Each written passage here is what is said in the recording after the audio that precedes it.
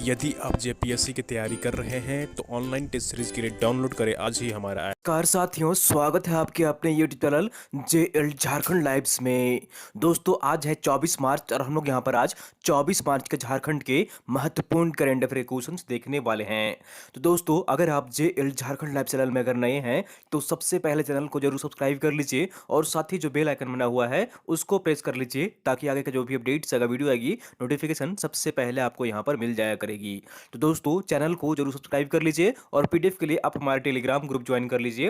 Video के नीचे आपको डिस्क्रिप्शन में लिंक मिल जाएगी, आप वहां पर क्लिक कर हमारा टेलीग्राम ग्रुप ज्वाइन कर सकते हैं। डेली शाम के 7 बजे वहां पर पीडीएफ प्रोवाइड कर दी जाती है, तो पीडीएफ के लिए हमारा टेलीग्राम ग्रुप जरूर ज्वाइन कर लीजिए। और दोस्तों, हमारी करंट अफेयर्स की बुक जो है वो आज रांची में आ जाएगी, तो आप सब आज यहाँ पर शॉप में और सभी दुकानों में डिस्ट्रीब्यूट हो जाएगा, तो कल आप जाकर इसे खरीद सकते हैं। तो करंट अफेयर्स की बुक आज यहाँ पर आ जाएगी और कल आप सभी जाकर इसे खरीद सकते हैं। ये रांची में फिलहाल उपलब्ध हो गया है और अगले दिन से आज झारखंड के अन्य शहरों जिलों में पहुंचना शुरू हो जाएगा। तो 2 से 3 दिनों में झारखंड के सभी शहरों एवं जिलों में उपलब्ध होगा यह पुस्तक, तो आप सभी इसे जाकर परचेज कर पाएंगे। मैं अलग से इसके लिए वीडियो बना दूंगा, सूचित कर दूंगा आप सभी को कि कहां कहां बुक अवेलेबल हो गई है।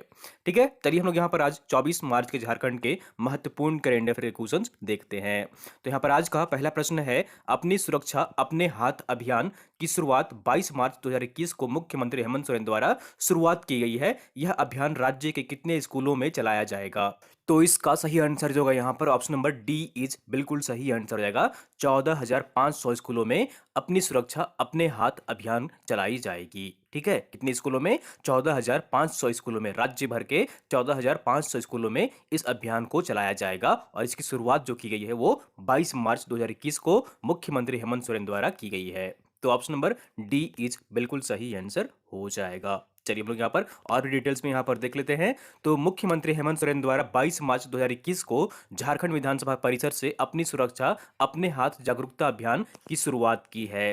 अपनी सुरक्षा अपने हाथ अभियान 25 मार्च तक राज्य के 14,500 स्कूलों में चलाया जाएगा। इस अभियान के तहत स्कूलों में पढ़ने वाले बच्चों को साफ सफाई, मध्याह्न भोजन, शौचालय एवं स्वच्छता से संबंधित सभी पहलुओं पर व्यापक रूप से जानकारी दी जाएगी। साथ ही उन्हें जागरूक भी किया जाएगा और जागरूकता रथ के माध्यम से बच्चों को सरकार द्वारा दिए गए दिशा निर्देश व गतिविधियों के विषय में बताया जाएगा। बच्चों को शारीरिक दूरी का पालन, फेस मास्क का निरंतर उपयोग, समय समय पर साबुन से हाथ धोने के फायदे से संबंधित पूरी जानकारी दी जाएगी। तो इस अभियान की जो यहाँ पर चलाया जा रहा है जिसके द्वारा, तो ये चलाया जा रहा है स्कूली शिक्षा और साक्षरता विभाग और साथ ही साथ यूनिसेफ झारखंड के संयुक्त प्रयास से राज्य स्तरीय अपनी सुरक्षा अपने हाथ अभियान व्यापक रूप में चलाया जा रहा है। तो स्कूली शिक्षा और साक्षरता विभाग साथ ही साथ यूनिसेफ झारखंड की मदद से संयुक्त प्रयास से इस अभियान को चलाया जा रहा है। तो यहाँ पर पिक्चर में देख लीजिए, मुख्यमंत्री हेमंत सोरेन द्वारा इस अभियान की शुरुआत की गई है 22 मार्च को। तो ऑप्शन नंबर डी इज बिल्कुल सही आंसर रहेगा। राज्य भर के 14,500 स्कूलों में इस अभियान को चलाया जाएगा। चलिए अगले प्रश्न की ओर चलते हैं और अगला प्रश्न है यहाँ पर, 22 मार्च 2021 को राज्य सरकार ने हरित ऊर्जा उपकर विधेयक पारित किया है। तो हाल ही में एक यहाँ पर विधानसभा में झारखंड विधानसभा में हरित ऊर्जा उपकर विधेयक पारित किया गया है। इस विधेयक के तहत बिजली बनाने वाली कंपनियों पर कितने रुपए प्रति यूनिट ग्रीन सेस लगाया जाएगा? ठीक है, ग्रीन सेस लगाया जाएगा, टैक्स लगाया गया है जो बिजली उत्पादन करती है कंपनी उन पर। ठीक है, तो ये कितनी पैसे कितने रुपए प्रति यूनिट यहाँ पर ये ग्रीन सेस लगाया गया है? तो इसका सही आंसर जो है यहाँ पर ऑप्शन नंबर बी इज बिल्कुल सही आंसर रहेगा। तो ग्रीन सेस का जो चार्ज लगाया गया है वो 15 पैसे लगाया गया है। कितना लगाया गया है? 15 पैसे ग्रीन सेस के रूप में लगाया गया है जो कंपनियां बिजली उत्पादन करती हैं। तो ऑप्शन नंबर बी इज बिल्कुल सही आंसर हो जाएगा। ठीक है, तो हाल ही में यहाँ पर विधानसभा में हरित ऊर्जा उपकर विधेयक पारित किया गया है और बिजली बनाने वाली कंपनियों पर 15 पैसे प्रति यूनिट की दर से ग्रीन सेस लगाया जाएगा। तो यहाँ पर देख लीजिए सारे महत्वपूर्ण फैक्ट्स डिटेल्स। यहाँ पर 22 मार्च 2021 को राज्य सरकार ने हरित ऊर्जा उपकर विधेयक पारित किया है। इसके तहत बिजली बनाने वाली कंपनियों को प्रति यूनिट 15 पैसे की दर से राज्य सरकार को ग्रीन सेस राशि भुगतान करना होगा। इस विधेयक के अधिनियम बनने के बाद ऐसी कंपनियों को भी ग्रीन सेस देना होगा जो 33 केवी, ठीक है, 33 केवी का जो ट्रांसमिशन लाइन का उपयोग करती है उन कंपनियों को भी ग्रीन सेस यहां पर देना होगा 15 पैसे प्रति यूनिट। हाई टेंशन कनेक्शन लेने वाली औद्योगिक इकाइयों को भी हरित उपकर के दायरे में लाया गया है। तो जो हाई टेंशन कनेक्शन लेती है, जो 33 केवी का यहाँ पर कनेक्शन लेते हैं, 11 केवी का हाई टेंशन का जो कनेक्शन लेते हैं उद्योग संस्थान, तो उनको भी यहाँ पर जो देना होगा वो ग्रीन सेस टैक्स देना होगा। कैप्टिव बिजली संयंत्र चलाने वाली कंपनियों या फिर स्वयं की खपत के लिए बिजली ऊर्जा पैदा करने वालों को ग्रीन सेस का भुगतान नहीं करना होगा। तो जो खुद बिजली उत्पादन करते हैं और खुद ही यूज कर लेते हैं, तो वैसे कंपनियों पर ग्रीन सेस नहीं लगाया जाएगा। इसी तरह राज्य सरकार के 51% स्वामित्व वाली कंपनी या निकाय को आपूर्ति की गई बिजली पर ग्रीन सेस नहीं देना होगा। तो राज्य सरकार की जिस कंपनी में हिस्सेदारी है, 51% राज्य सरकार की हिस्सेदारी है, तो वैसे कंपनियों पर ग्रीन सेस नहीं लगाया गया है, उनको ग्रीन सेस नहीं देना होगा। और यहाँ पर देख लीजिए, सरकार से प्राप्त राशि को जो राशि प्राप्त होगी, इसको संचित निधि में जमा करेगी और इसे नवीकरणीय गैर पारंपरिक ऊर्जा के उत्पादन और विकास पर खर्च किया जाएगा। ग्रीन टैक्स जो वसूली करने के लिए अधिकारी की भी नियुक्ति की जाएगी। ग्रीन सेस नहीं जमा करने वाली कंपनी को हर महीने 2% की दर से जुर्माने का भुगतान करना होगा। जुर्माना जो लगाया गया है वो 2%, जितना भी यहाँ पर ग्रीन सेस चार्ज होगा उसका 2% यहाँ पर जो है जुर्माना भरना होगा, भुगतान करना होगा। ये सारे प्रावधान किए गए हैं इस विधेयक में।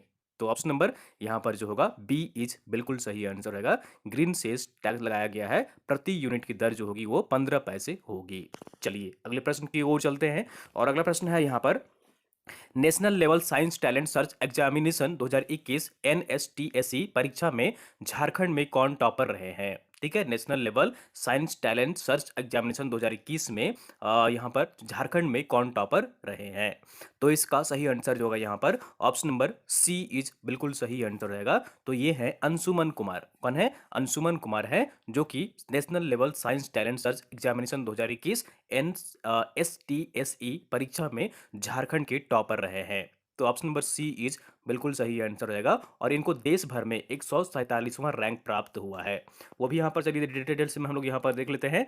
तो national level science talent search examination 2021 NSTSE परीक्षा में रांची के अंशुमन कुमार को झारखंड में पहला रैंक मिला है। वहीं उनका ऑल इंडिया रैंक जो है वो कितना है? 147वां है, जैसा कि आप यहाँ पर देख पा रहे हैं। और ये है अंशुमन कुमार, इन्हीं को यहाँ पर जो है वो देश भर में 147वां स्थान प्राप्त हुआ है और झारखंड के टॉपर रहे हैं। अगला प्रश्न है यहाँ पर, 43वें सीनियर नेशनल थ्रो बॉल प्रतियोगिता में झारखंड की महिला टीम ने कौन सी पदक जीत हासिल की है? ठीक है, 43वीं सीनियर नेशनल थ्रो बॉल प्रतियोगिता में झारखंड की महिला टीम ने कौन सी पदक जीत हासिल की है? तो इसका सही आंसर जो होगा यहाँ पर ऑप्शन नंबर सी इज बिल्कुल सही आंसर रहेगा। तो कांस्य पदक, कौन सी पदक? कांस्य पदक महिला की टीम ने जीती है, जीत हासिल की है। तो ऑप्शन नंबर सी इज बिल्कुल सही आंसर रहेगा। देख लीजिए यहाँ पर 43वीं सीनियर नेशनल थ्रो बॉल प्रतियोगिता में झारखंड की महिला टीम ने कांस्य पदक जीते हैं। तो यहाँ पर सारे महत्वपूर्ण फैक्ट्स एंड डिटेल्स यहाँ पर देख लीजिए। झारखंड की महिला टीम ने, ठीक है, झारखंड की महिला टीम 43वां, ठीक है, 43वां सीनियर नेशनल थ्रो बॉल प्रतियोगिता में कांस्य पदक अपने नाम किया है झारखंड की महिला टीम ने। तो ये प्रतियोगिता जो आयोजित की जा रही थी वो छत्तीसगढ़ के भिलाई में आयोजित की जा रही थी और भिलाई में झारखंड ने जो है यहाँ पर कर्नाटक से पहले सेट में 22-25 से हारने के बाद दूसरा एवं तीसरा सेट क्रमशः 25-21, 15-25, 11-25 से जीत हासिल कर सेमीफाइनल में स्थान पक्का किया। ठीक है, तो कर्नाटक को हराकर सेमीफाइनल में झारखंड की टीम इंटर की प्रवेश की थी, किंतु सेमीफाइनल में चैंपियन रही हरियाणा से 14-25, 25-11 से हारकर झारखंड को तीसरे स्थान पर संतोष करना पड़ा। तो हरियाणा से हारने के बाद झारखंड की टीम जो है वो तीसरे स्थान पर रही थी और झारखंड की टीम को कांस्य पदक प्राप्त हुए हैं। ठीक है, कांस्य पदक जीती है झारखंड की टीम ने। तो वही उपविजेता जो रही है टीम, वो कौन सी टीम रही है? छत्तीसगढ़ की टीम रही है। हरियाणा की टीम चैंपियन बनी है, छत्तीसगढ़ की टीम उपविजेता रही है, तीसरे स्थान पर झारखंड की टीम रही है, महिला टीम रही है। तो ऑप्शन नंबर यहाँ पर जो होगा सी इज बिल्कुल सही आंसर हो जाएगा। चलिए अगले प्रश्न की ओर चलते हैं और अगला प्रश्न है यहाँ पर, झारखंड आंदोलनकारी को चिन्हित करने के लिए गठित झारखंड वनांचल चिन्हितीकरण आयोग वर्ष 2020 में कुल कितने आंदोलनकारियों को चिन्हित किया है? ठीक है, तो वर्ष 2020 में कुल कितने आंदोलनकारियों को चिन्हित किया है झारखंड वनांचल चिन्हितीकरण आयोग ने? तो इसका सही आंसर जो होगा यहाँ पर ऑप्शन नंबर बी इज बिल्कुल सही आंसर रहेगा, 4065। ठीक है, 4065, 4065 यहाँ पर आंदोलनकारियों को चिन्हित किया गया है झारखंड वनांचल चिन्हितीकरण आयोग द्वारा वर्ष 2020 में। ठीक है। तो एक यहाँ पर गठित की गई थी, आयोग गठित की गई थी झारखंड आंदोलनकारी को चिन्हित करने के लिए, और इनके द्वारा जो यहाँ पर रिपोर्ट सौंपा गया है, जो डाटा सौंपा गया है, वो 4065 आंदोलनकारियों को चिन्हित किया गया है। तो ऑप्शन नंबर बी इज बिल्कुल सही आंसर हो जाएगा। तो यहाँ पर देख लीजिए, झारखंड आंदोलनकारी को चिन्हित करने के लिए गठित झारखंड वनांचल चिन्हितीकरण, ठीक है, चिन्हितीकरण आयोग 2020 ने कुल 6000 से अधिक आवेदन प्राप्त किए हैं। तो कुल आवेदनों की संख्या जो आई थी वो 6000 से अधिक आई थी, जिसमें अब तक लगभग 4065 झारखंड आंदोलनकारियों की पहचान की गई है। अब तक 4065 झारखंड आंदोलनकारियों की पहचान की गई है, और इसके साथ ही इस आयोग का, ठीक है, जो यहाँ पर झारखंड आंदोलनकारी चिन्हितीकरण आयोग का गठन किया गया था वर्ष 2020 में, इसका कार्यकाल समाप्त हो गया है। ठीक है, और राज्य सरकार द्वारा यहाँ पर विभिन्न प्रोत्साहन दिए जा रहे हैं आंदोलनकारियों को, और यदि अगर पुलिस फायरिंग या जेल में, ठीक है, जेल में आंदोलन के दौरान मृत या फिर दिव्यांग हो जाते हैं 40% से अधिक, तो आंदोलनकारियों के आश्रित परिवार के एक सदस्य को यहाँ पर नौकरी दिया जाएगा। उनके क्वालिफिकेशन के अनुसार तृतीय और चतुर्थ वर्ग में पदों पर जो यहाँ पर सीधी नियुक्ति दी जाएगी। ठीक है, आंदोलनकारियों को चिन्हित करने के लिए सेवानिवृत्त अखिल भारतीय सेवा के पदाधिकारी की अध्यक्षता में एक 3 सदस्यीय आयोग का गठन किया जाएगा, और सरकार द्वारा अन्य आंदोलनकारियों के मामले में एक आश्रित के लिए तृतीय एवं चतुर्थ वर्गीय पदों पर 5% का क्षैतिज आरक्षण देने की व्यवस्था की जाएगी। तो ये सारे जो है प्रावधान राज्य सरकार द्वारा किए जाएंगे राज्य के जो आंदोलनकारी रहे हैं उनको लाभ पहुंचाने के लिए। तो ऑप्शन नंबर बी इज बिल्कुल सही आंसर रहेगा। अब तक जो है वहां पर झारखंड में 4065 यहाँ पर आंदोलनकारियों की पहचान की गई है। चलिए अगले प्रश्न की ओर चलते हैं, और अगला प्रश्न है यहाँ पर, आईआईएम रांची ने प्रतिष्ठित प्रकाशन एमराल्ड पब्लिकेशन यूके के साथ IIM Ranchi journal of management studies नामक जर्नल शुरू करने का निर्णय लिया है। यह जर्नल कितने दिनों पर प्रकाशित होगी? ठीक है, यह जो जर्नल होगी वो कितने दिनों पर प्रकाशित होगी? तो इसका सही आंसर जो है यहाँ पर ऑप्शन नंबर बी इज बिल्कुल सही आंसर रहेगा। तो ये जो जर्नल ऑफ मैनेजमेंट स्टडीज नामक जर्नल होगी, ठीक है, आईआईएम रांची द्वारा, तो इसे 2 वर्षों में एक बार प्रकाशित किया जाएगा, और ये द्विवार्षिक होगी। तो ऑप्शन नंबर बी इज बिल्कुल सही आंसर हो जाएगा। चलिए हम लोग यहाँ पर और भी डिटेल्स में देख लेते हैं। तो आईआईएम रांची ने प्रतिष्ठित प्रकाशन एमराल्ड पब्लिकेशन यूके के साथ IIM Ranchi journal of management studies नामक जर्नल शुरू करने का निर्णय लिया है। यह एक द्विवार्षिक अंतर्राष्ट्रीय जर्नल होगा। ठीक है, ये अंतर्राष्ट्रीय जर्नल होगा। इसके पहले अंक का लोकार्पण जनवरी 2022 में किया जाएगा। इसका जो फर्स्ट पब्लिकेशन आएगा वो वर्ष 2022 में आएगा, जनवरी माह में। इस जर्नल के माध्यम से शोध कर रहे छात्रों को लाभ होगा। तो जो रिसर्च के क्षेत्र में छात्र रुचि रखते हैं उनके लिए ये जर्नल काफ़ी फायदेमंद होगा। तो ये जो जर्नल है, यहाँ पर आईआईएम रांची ने प्रतिष्ठित एमराल्ड पब्लिकेशन के साथ IIM Ranchi journal of management studies नामक जर्नल प्रकाशित करेगी वर्ष 2022 से। चलिए अगले प्रश्न की ओर चलते हैं, और अगला प्रश्न है यहाँ पर, राष्ट्रीय कृषि उच्चतर शिक्षा परियोजना और भारतीय कृषि सांख्यिकी अनुसंधान संस्थान नई दिल्ली के तहत देश के 51 कृषि विश्वविद्यालयों के अकादमिक प्रबंधन पद्धति कार्यक्रम में बिरसा कृषि विश्वविद्यालय को कौन सा स्थान प्राप्त हुआ है? तो अकादमिक प्रबंधन पद्धति कार्यक्रम में बिरसा कृषि विश्वविद्यालय को कौन सा स्थान प्राप्त हुआ है देश भर में? तो इसका सही आंसर जो होगा यहाँ पर ऑप्शन नंबर सी इज बिल्कुल सही आंसर हो जाएगा। तो तीसरा स्थान प्राप्त हुआ है। कौन सा स्थान प्राप्त हुआ है? तीसरा स्थान प्राप्त हुआ है अकादमिक प्रबंधन पद्धति कार्यक्रम में बिरसा कृषि विश्वविद्यालय को पूरे देश भर में। तो ऑप्शन नंबर सी इज बिल्कुल सही आंसर हो जाएगा। तो यहाँ पर देख लीजिए, राष्ट्रीय कृषि उच्चतर शिक्षा परियोजना और भारतीय कृषि सांख्यिकी अनुसंधान संस्थान नई दिल्ली के तहत देश के 51 कृषि विश्वविद्यालयों में चल रही अकादमिक प्रबंधन पद्धति के कार्यक्रम में बिरसा कृषि विश्वविद्यालय को देश भर में तीसरा रैंक प्राप्त हुआ है। ऑनलाइन प्रबंधन की तकनीक के कार्यक्रम में बिरसा कृषि विश्वविद्यालय देश के अधिकांश कृषि विश्वविद्यालयों से आगे है। यहाँ ऑनलाइन नामांकन, फीस जमा करने, पाठ्यक्रम पंजीकरण, पाठ्यक्रम आवंटन, फैकल्टी अप्रूवल और लर्निंग का काम सुगमता से चल रहा है बिरसा कृषि विश्वविद्यालय में। विश्वविद्यालय में स्थापना काल से अब तक प्रवेश लेने वाले छात्र छात्राओं से संबंधित आंकड़ा ऑनलाइन उपलब्ध है। ऑनलाइन अंक पत्र, ग्रेड परीक्षा परिणाम और अन्य प्रमाण पत्र जारी करने के प्रयास में तेजी लाने की आवश्यकता है। तो बिरसा कृषि विश्वविद्यालय को कौन सा स्थान प्राप्त हुआ है? तो बिरसा कृषि विश्वविद्यालय को देश भर में तीसरा स्थान प्राप्त हुआ है अकादमिक प्रबंधन के मामले में। चलिए अगले प्रश्न की ओर चलते हैं, और अगला प्रश्न है यहाँ पर, झारखंड के परंपरागत खेल पुस्तक किनके द्वारा लिखा गया है? तो पुस्तक का जो नाम है वो है झारखंड के परंपरागत खेल। ठीक है, इस पुस्तक के लेखक कौन है? तो इसका सही आंसर जो है यहाँ पर ऑप्शन नंबर ए इज बिल्कुल सही आंसर रहेगा। तो एम मुदस्सर है, कौन है? एम मुदस्सर है झारखंड के परंपरागत खेल पुस्तक के लेखक। तो ऑप्शन नंबर ए इज बिल्कुल सही आंसर हो जाएगा। इस पुस्तक के बारे में चलिए हम लोग यहाँ पर पूरी डिटेल्स में देख लेते हैं कि आखिर ये पुस्तक किससे संबंधित है।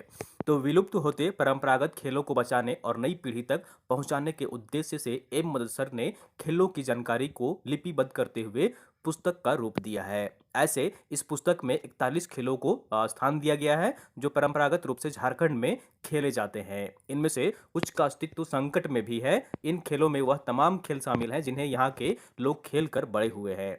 पुस्तक हिंदी तथा नागपुरी भाषा में है और इसका नाम, जो पुस्तक का नाम है वो है झारखंड के परंपरागत खेल। और ये जो लिखा गया है वो एम मुदस्सर द्वारा लिखा गया है। लेखक जो है वो एम मुदस्सर है। तो इस पुस्तक को यहाँ पर देख लीजिए, ये है एम मुदस्सर, जैसा कि आप यहाँ पर पिक्चर में देख पा रहे हैं। और ये पुस्तक है उनकी झारखंड के परंपरागत खेल, और ये जो लिखी गई है वो एम मुदस्सर द्वारा लिखी गई है। चलिए अगले प्रश्न की ओर चलते हैं और आंसर ऑफ द डे है यहाँ पर। पिछले वीडियो से प्रश्न पूछा गया था, तो यहाँ पर प्रश्न जो था वो देख लीजिए। झारखंड राज्य सरकार ने निम्नलिखित में से किस जाति को अनुसूचित जाति में शामिल करने के प्रस्ताव को मंजूरी दी है? ठीक है, झारखंड राज्य सरकार ने निम्नलिखित में से किस जाति को अनुसूचित जाति में शामिल करने के प्रस्ताव को मंजूरी दी है?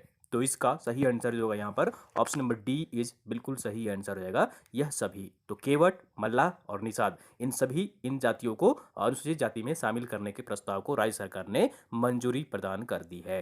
ठीक है, और आप लोगों ने मैक्सिमम लोग इसका सही आंसर कमेंट किए थे, जैसा कि मैं कमेंट बॉक्स में देख पा रहा था। चलिए हम लोग यहाँ पर और भी डिटेल्स में देख लेते हैं। तो झारखंड की अनुसूचित जाति की यहाँ पर देख लीजिए सूची में, ठीक है, केवट, मल्लाह, निषाद जाति को शामिल किया जाएगा। इससे संबंधित प्रस्ताव को मुख्यमंत्री हेमंत सोरेन ने स्वीकृति प्रदान कर दी है। डॉक्टर रामदयाल मुंडा जनजाति कल्याण शोध संस्थान से सामाजिक और शैक्षणिक स्थिति की जांच कर अनुसूचित जाति की पात्रता के बारे में रिपोर्ट मांगी गई थी। संस्थान ने विस्तृत अध्ययन करने के बाद रिपोर्ट सौंपकर सिफारिश की थी कि इन सभी जातियों को अनुसूचित जाति में शामिल किया जाए, और राज्य सरकार ने ऐसा ही किया है। तो ऑप्शन नंबर डी इज बिल्कुल सही आंसर हो जाएगा। चलिए हम लोग यहाँ पर आज का प्रश्न देख लेते हैं। क्वेश्चन ऑफ द डे है यहाँ पर, हाल ही में परमवीर सृजन सम्मान से किसे सम्मानित किया गया है? ठीक है, अवार्ड से संबंधित प्रश्न है यहाँ पर। हाल ही में परमवीर सृजन सम्मान से किसे सम्मानित किया गया है? 4 ऑप्शन है आपके यहाँ पर, रजत कुमार, महेश दिवगिरी, डॉक्टर रजनी शर्मा चंदा या फिर अंकिता शर्मा। तो आपको कमेंट करके बताना है कि परमवीर सृजन सम्मान से किसे सम्मानित किया गया है। ठीक है, इसका सही आंसर कमेंट करने की कोशिश करिएगा दोस्तों, कमेंट करने की कोशिश करिए, आपको इससे चीज़ें यादें होंगी। ठीक है, आपको इससे याद रहेंगी। अगर आप कमेंट करते हैं तो आपको चीज़ें हमेशा याद हो जाती हैं, तो इसलिए आप लिखा करें, कमेंट क्या करें, और साथ ही साथ आप अपने कॉपी में नोट्स भी क्या करें महत्वपूर्ण प्रश्नों को। ठीक है, तो दोस्तों ये थी यहाँ पर आज की झारखंड की महत्वपूर्ण करेंट अफेयर क्वेश्चंस। उम्मीद करता हूँ आपको वीडियो पसंद आई होगी। जरूर लाइक करिए, चैनल को सब्सक्राइब नहीं किया सब्सक्राइब कर लीजिए, और वीडियो को आप लोग अपने दोस्तों के साथ अधिक से अधिक शेयर कर दिया करिए, ताकि अन्य लोग भी यहाँ पर जुड़ सकें और झारखंड के महत्वपूर्ण करेंट अफेयर क्वेश्चंस देख सकें। अब झारखंड के सभी जिलों एवं शहरों में उपलब्ध